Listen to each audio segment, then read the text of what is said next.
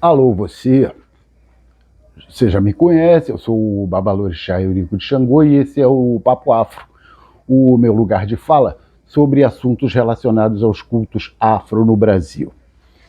Hoje o tema eu avisei, né?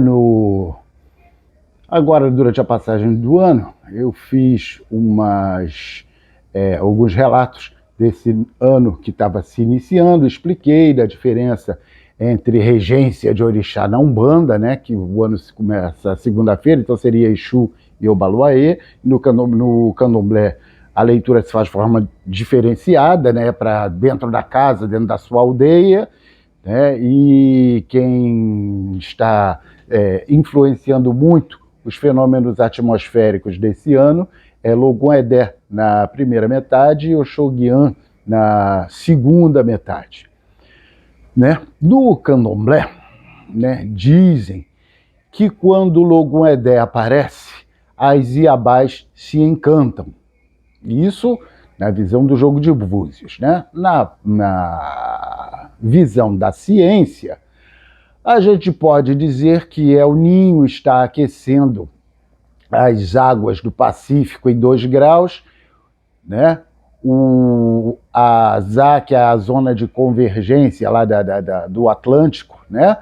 Está jogando o ar do oceano para dentro do continente, ali entre o Maranhão, né? A Paraíba, aquela região ali, né?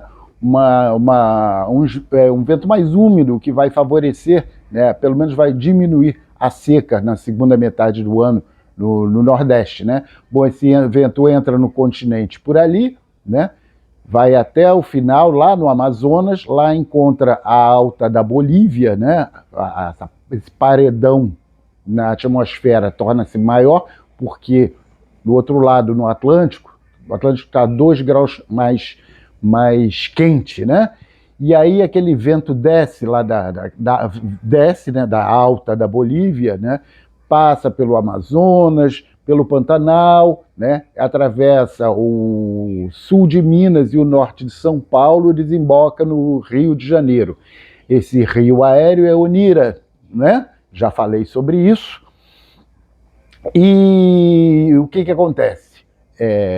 Com a presença de Logon Edé, né, as iabás, Yansan, né, Iemanjá e a mãe de Logon Edé, Oxum, ficam encantadas. Em outras palavras, né, Yansan traz mais vento úmido, as nuvens mais carregadas vindas lá da alta da Bolívia, né, encontra aqui no Rio de Janeiro, né, Yagunté, né, Iemanjá Ogunté, cuja ciência poderia chamar de zona de convergência do Atlântico Sul, né?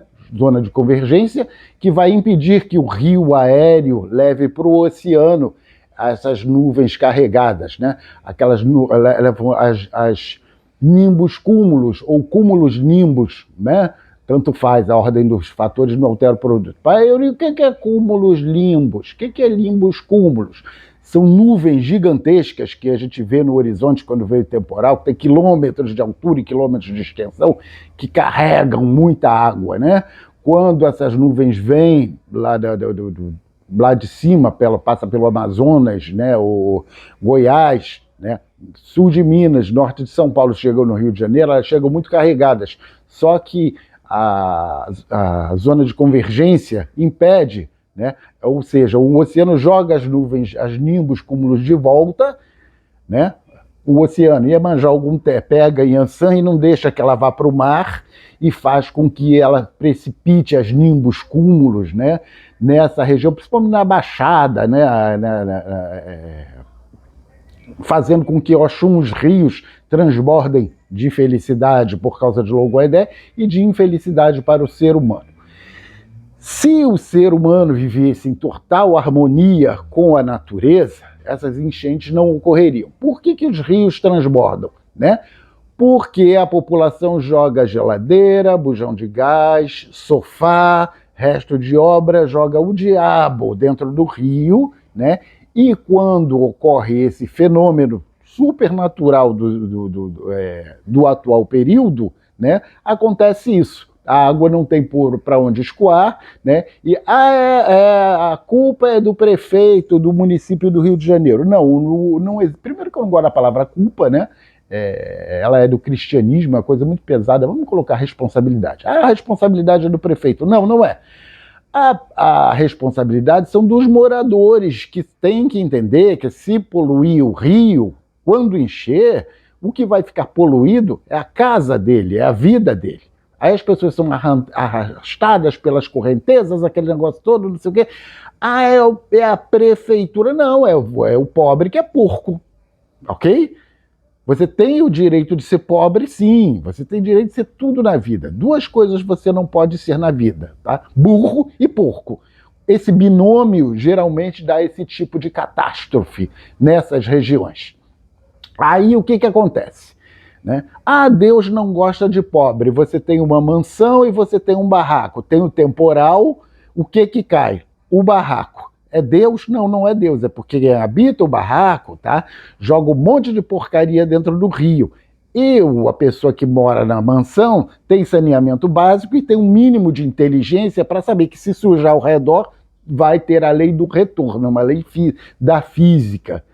Não é isso? Já falei aqui sobre as leis do movimento, né? Já falei sobre Isaac Newton. Tudo isso se aplica, a vida é uma ciência. Se você é um burro, se você é um analfabeto, lamento, tá? É problema seu. Agora, a ciência existe, tá? Principalmente dentro do candomblé. Né? Porque se a minha religião não fosse completamente científica, eu já teria sido o primeiro a sair fora há quase 50 anos atrás. Então, graças a dados científicos, tá, eu cultuo a minha religião porque ela faz uma total comunhão com a ciência. Né? Agora, resumo da ópera. Essa influência das águas esse ano vai incidir até na guerra entre a Rússia e a Ucrânia. Como o pai Eurico chegou? Como? Muita água. Existe uma represa gigantesca naquela região da Rússia. Tá? A represa já está cheia. Não é isso? O verão aqui, quando o verão aqui acabar, que a coisa lá começar a degelar, tá? Vai dar problema sim. Tá? Um problema tão grande no norte da Europa, naquela região norte da Europa, que a guerra vai até acabar, porque não vão mais ter dinheiro para fazer guerra. Vão precisar de boia, porque vai ficar todo mundo com água no pescoço. Se fosse no Rio de Janeiro, tá, tanto faz, porque todo ano fica todo mundo com água no pescoço. Pai Eurico, se todo ano fica todo mundo com água no pescoço na Baixada Fluminense, por que especificamente esse ano? É por causa do Logum Edé? Não. Cara, Logum Edé é um orixá, ele é um pescador, ele é um encanto, não é isso? Um orixá muito interessante, deveria ser estudado, é muito legal o encanto dele. Mas não tem nada a ver, não. A enchente ocorre mais, quer dizer, a enchente é um fenômeno natural, mas a enchente ocorre mais por influência da poluição e da ignorância, ok? E quanto a essa questão entre Rússia e Ucrânia, isso já vai acabar, porque quem vai acabar com isso são as águas, né? Porque quando o Logum Edé aparece, as Iabás se encantam em qualquer região do planeta. Mas russo e ucraniano não sabe nem quem é Logum Edé. Ok, mas sabe o que é enchente? Sim, todo mundo sabe. Cada um fala com um nome. Ok, gente? Um outro aspecto que está acontecendo no Rio de Janeiro, já expliquei para vocês, né, que o Rio de Janeiro é uma cidade monolítica. O que é uma cidade monolítica? Não sou eu que digo, é a história, né? Dom Pedro, né, o imperador já sabia, porque ele era maçom, né, e eles gostam de estudar, né? Essa parte aí eu acho legal da maçonaria, só a parte cultural. Os outros aspectos, sabe, como eu sou ariano, né, para mim nunca tá bom, então me deixe fora. Tá, ok, a gente vive em comunhão com os padrinhos, mas eu não concordo, ok? Então o que acontece? Dom Pedro já sabia, né? Porque o que acontece? no Brasil Império havia monocultura do café, da cana-de-açúcar, então ali na região do Tijuco, que hoje em dia é Tijuca, né, desmataram aquela rocha toda para fazer plantio da cana-de-açúcar. Qual foi o resultado? Tá? O monolito, aquela pedra gigantesca, né, que a floresta da Tijuca superaqueceu, a família real europeia quase morre todo mundo de calor. Dom Pedro imediatamente mandou que os escravos replantassem aquela região para resfriar a região da Tijuca, né? E ali São Cristóvão, onde é o palácio, né? Onde ele habitava, só que ele não aguentava tanto calor e fugia para Petrópolis, né? Para a Serra. Então essa questão aí, desde o final do século XVIII, né, aí depois do século XIX, a família imperial já no Brasil, eles resolveram fazer Brasília, mas isso aí eu já falei, não vou ficar repetitivo, que nem eu mesmo tenho paciência para mim mesmo. Então isso daí já foi dito. O Rio de Janeiro é uma cidade monolítica. Nós temos o Morro Cara de Cão, o Pão de Açúcar, o Cristo Redentor, são monolitos gigantescos, né? O maciço da Tijuca, tá? Vamos fechar o triângulo, que eu gosto do triângulo também, né? O Chapadão, indo lá para a Baixada Fluminense. Esses monolitos, essas grandes rochas, elas superaquecem, lógico, a pedra fica muito quente, né? Sem falar da região de Bangu, que é um vulcão, é a cratera de um vulcão. Quem chega em Bangu e não morre por assalto ou tiro, né? Se olhar ao redor vai ver o resto, tá? As bordas do vulcão. Toda essa região, ela superaquece. Por isso a família real, por isso Dom Pedro e os maçons da época, né, determinaram a construção de Brasília, porque no século XIX o nome já existia, não existia Brasília, mas o nome era Brasília, né, porque meus padrinhos gostam de dar nome a tudo. Então deram nome ao Cantique d'Ombre, ao Candomblé, ao Cântico dos Ombros, deram nome a Brasília no século XIX, gostam muito de dar nome. Eu tenho um nome também, não vou dar não, que tem respeito, ok? Mas por isso Brasília saiu daqui, tá? Por causa das altas temperaturas. Daqui não, lá do Rio de Janeiro, eu, graças a Deus, sou buziano, eu sou de Búzios, aqui no Rio de Janeiro, mas é litoral quase Espírito Santo. Então, por isso, houve essa demanda, teve que todo mundo sair, porque o Rio de Janeiro vai se tornar inabitável mesmo. Tá? As temperaturas, vai morrer todo mundo, a temperatura vai bater 70 graus, o povo vai cozinhar. Tá? O pai Eurico tá falando em Trajano. Não estou falando, não. Quem está falando é a ciência, quem está falando é lá atrás, Dom Pedro. Ok? Vão no palácio, chamar o fantasma dele e xingar ele, porque ele mesmo, Dom Pedro, já falava sobre isso. Tá? Vamos parar com esse negócio de candomblé, pai de santo, que não sei o que lá, é do diabo. Não, do diabo são vocês. Tá? Eu sou de Deus. Ok? Porque o povo de candomblé, a gente procura saber coisas da nossa religião, a gente não fica catando a religião dos outros. Entendeu? Esses demônios desses evangélicos, dessas igrejas eletrônicas que ficam nessa perseguiçãozinha, porque foram ensinados nos Estados Unidos, né? Porque as neopentecostais vieram nos Estados Unidos, mas não vou nem perder meu tempo com esse bando de pobre. Ok? Estou falando de ciência.